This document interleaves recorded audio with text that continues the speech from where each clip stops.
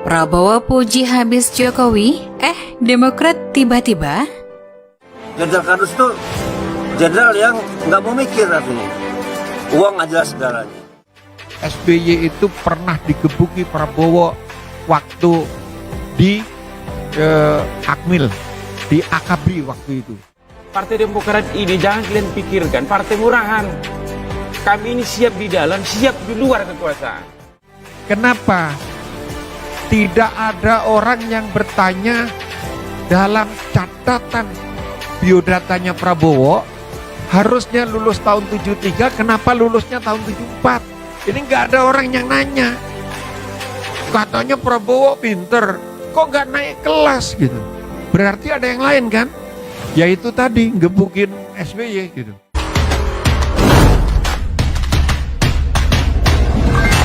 Selama saya menjadi anggota kabinet beliau, saya bersaksi bahwa beliau terus berjuang demi kepentingan bangsa, negara, dan rakyat Indonesia. Itu yang membuat saya menyebutnya jadi Jenderal Kardus. Jenderal Kardus tuh jenderal yang nggak mau mikir artinya. Uang adalah segalanya. Ini satu pernyataan, satu statement dari seorang rival yang menurut saya satria. Tapi itulah seorang satria menurut saya. Nah, kami sepakat bahwa kita ini boleh berbeda, tapi tidak perlu musuhan. Apalagi di Indonesia. Pak Jokowi, sekarang saya udah ikut hampir 2 tahun. Kehendaknya jelas pro rakyat. Partai Demokrat ini jangan kalian pikirkan partai murahan. Kami ini siap di dalam, siap di luar kekuasaan. Tapi memang birokrasi Indonesia ini sulit, luar biasa. Benar nggak? Dan ya Pak Jokowi orangnya baik hatinya, benar nggak? Hatinya baik. Ada politik transaksional yang berada di dalam kawan kami yang sangat mengejutkan. Padahal untuk menang bukan berdasarkan politik transaksional, tapi dilihat siapa calon yang harus menang. Kalau pendapatku sih, kurangilah yang beginian. Pak Prabowo, cukup kerja yang benar saja. Sekarang Bapak di Kemenhan itu sudah lebih dari cukup. Tulis Johnson seperti dilihat di akun Twitter pribadinya @johnson_JSP, Minggu 29 Agustus. Akhir-akhir ini kita dikejutkan dengan perubahan sikap Ketua Umum Partai Gerindra sekaligus Menteri Pertahanan Pemerintahan Jokowi, yaitu Prabowo Subianto. Selain ia sekarang banting setir menjadi kawan Jokowi, Prabowo kini mulai memberikan pujian yang banyak atas kinerja Jokowi. Prabowo mulai sadar bahwa Jokowi memang tidak tertandingi, maka ia kerap memberikan pujian sebagai bentuk penyemangat dan motivasi kepada para kadernya. Begitulah politik. Ada orang bijak berkata, orang paling berbahaya di dunia ini adalah orang yang bisa melumpuhkan lawannya dan merubahnya menjadi kawan. Itulah kiranya Jokowi saat ini. Memang benar posisinya sebagai presiden saat ini memang kuat, bahkan terkuat sepanjang sejarah. Bagaimana tidak? Ia menguasai 80% parlemen ketika PAN bergabung dengan koalisi. Dan yang masih bertahan di oposisi itu akan semakin tersudut dan lemah lunglai. Tak ada langkah politik kuat yang bisa mereka lakukan kecuali hanya bermain sindir-menyindir lewat sosial media.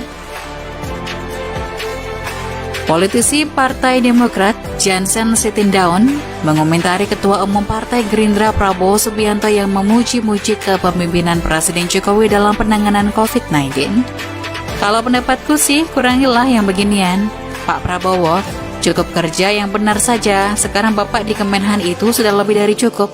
Tulis Johnson seperti dilihat di akun Twitter pribadinya @johnson_JSP, Minggu 29 Agustus.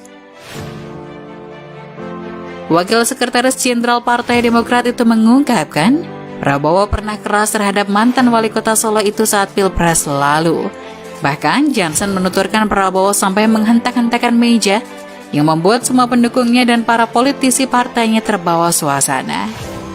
Karena kemarin kan Bapak juga yang begitu kerasnya ke Pak Jokowi, sampai hentak-hentak meja segala, sampai semua pendukung ikut termasuk kita, salam, cuitnya. Diketahui, bos Gerindra Prabowo Subianto menilai kepemimpinan Presiden Jokowi efektif dalam penanganan pandemi COVID-19. Itu ditandai lantaran kabinet Jokowi kompak menanggulangi pandemi. Prabowo sebelumnya pernah mengkritik periode pertama pemerintahan Jokowi dalam orasi politik sebagai calon presiden atau capres di Stadion Kridosono, Yogyakarta pada Senin 8 April 2019. Prabowo menyindir aparat negara yang membela segelintir orang, termasuk antek-antek asing. Kini Prabowo menilai kepemimpinan Presiden Jokowi dalam penanganan pandemi COVID-19 sudah efektif. Ia meminta Jokowi tidak perlu menghiraukan suara-suara yang dinilai memperkeruh keadaan saat sedang fokus dalam penanganan pandemi. Penanganan cukup efektif dan kita optimis kita mampu menghadapinya dan kita harus menghadapinya. Jadi kami rasa bahwa suara-suara yang ingin memperkeruh keadaan itu tidak perlu dihiraukan. Kita sudah ada di jalan yang benar, kata Prabowo yang dilansir Galamedia dari saluran YouTube Sekretariat Presiden pada Minggu 29 Agustus 2021. Penanganannya bisa dikatakan cukup efektif. Jadi kami rasa bahwa dengan suara-suara yang ingin memperkeruh keadaan itu tidak perlu dihiraukan. Kita sudah berada di jalan benar.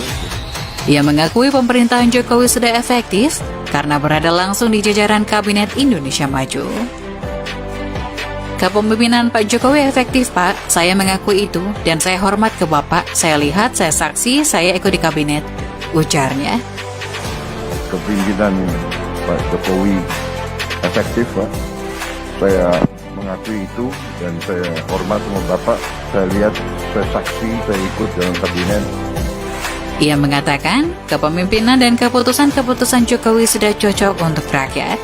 Tim kita saya kira bagus, tim kita di kabinet cukup kompak dan kita bekerja baik. Jadi mohon Bapak jangan ragu, we are on the right track. Kepemimpinan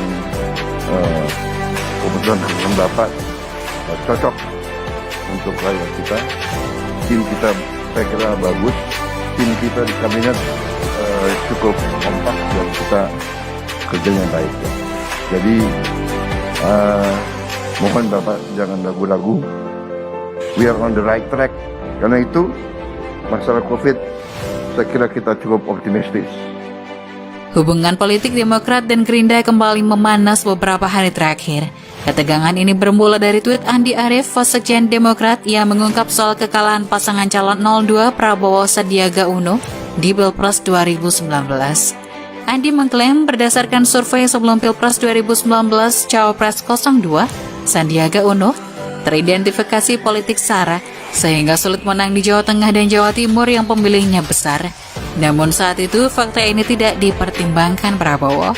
Ketegangan ini bukan kali pertama ditunjukkan Andi di media sosial.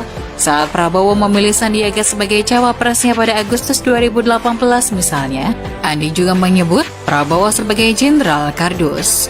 Meski demikian, Demokrat tetap mendukung paslon Prabowo Sandiaga di Pilpres 2019. Ada politik transaksional yang berada di dalam kawan kami yang sangat mengejutkan. Padahal untuk menang bukan berdasarkan politik transaksional, tapi dilihat siapa calon yang harus menang.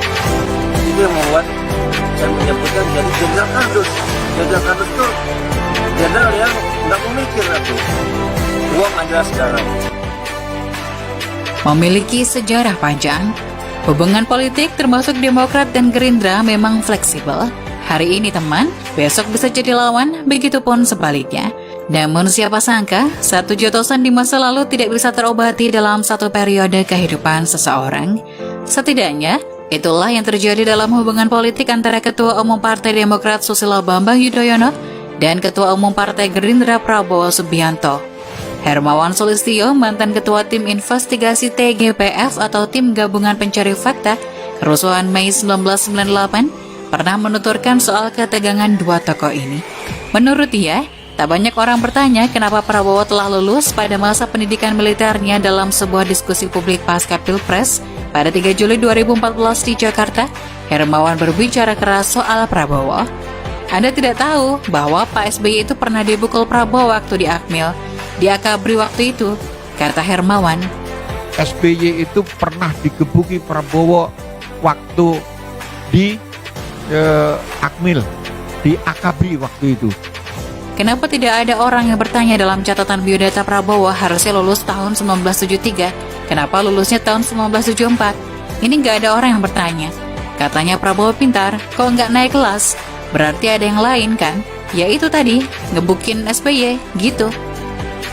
Kenapa tidak ada orang yang bertanya dalam catatan biodatanya Prabowo harusnya lulus tahun 73, kenapa lulusnya tahun 74? Ini nggak ada orang yang nanya. Katanya Prabowo pinter, kok nggak naik kelas gitu? Berarti ada yang lain kan? Yaitu tadi ngebukin SBY gitu. Peristiwa ini lantas berbuntut panjang. Meski sudah 2 periode menjadi Presiden RI, SBY nampak setengah hati merelakan Prabowo mengikuti jejak politiknya. SBY memang tidak mengadang Prabowo secara terbuka, tetapi juga tidak sekuat tenaga mendukung mantan menantu Soeharto itu sebagai capres. Keengganan SBY ini bahkan sudah terdeteksi sejak Pilpres 2014. Ketika hubungan individu itu tidak baik, maka itu akan berpengaruh ke depannya, kata Direktur Eksekutif Indonesia Political Review Ujang Komarudin saat dihubungi reporter Tirto Sabtu 8 Juni 2019. Pada Pilpres 2014 sebenarnya menjadi kesempatan SBY memperbaiki hubungan dengan Prabowo. Awalnya SBY bermaksud mengadang Prabowo dengan membentuk poros ketiga bersama Partai Golkar. Namun Golkar ditarik oleh Prabowo yang berpasangan dengan Hatta Rajasa. Hasilnya, dukungan kader Demokrat terpecah, yaitu sebagian memilih mendukung Joko Widodo Yusuf Kala, sementara yang lain mendukung pasangan Prabowo Hatta. Pada Pilkada DKI 2017, SBY juga punya kesempatan untuk menjalin hubungan baik dengan Prabowo saat putra sulung SBY Agus Harimurti Yudhoyono gagal di putaran pertama. Saat itu SBY bisa saja memberikan dukungan kepada Anies Baswedan yang diusung Gerindra dan PKS. Namun AHY menegaskan Demokrat netral. SBY pun diam saja sehingga tidak ada bantuan masif dari Demokrat di Jakarta. Sementara pada Pilpres 2019, nama AHY digadang-gadang menjadi cawapres Prabowo. Informasi ini menjadi resmi ketika Wakil Ketua Umum Gerindra Arief Poyono mengklaim bahwa dia turut menggagalkan AHY maju. Demokrat hingga detik terakhir memang masih belum menjatuhkan pilihan. Prabowo sampai harus turun tangan langsung bolak-balik ke kediaman SBY. Disinyalir Demokrat keberatan dengan terpilihnya Sandiaga Salahuddin Uno sebagai cawapres Prabowo, meski akhirnya Partai Demokrat tercantum dalam koalisi Adil Makmur. Tetapi ketidakhadiran kader-kader mereka dalam acara Prabowo Sandiaga menjadi sorotan. Absennya SBY dan AHY dianggap sebagai dukungan setengah hati kepada Prabowo Sandiaga.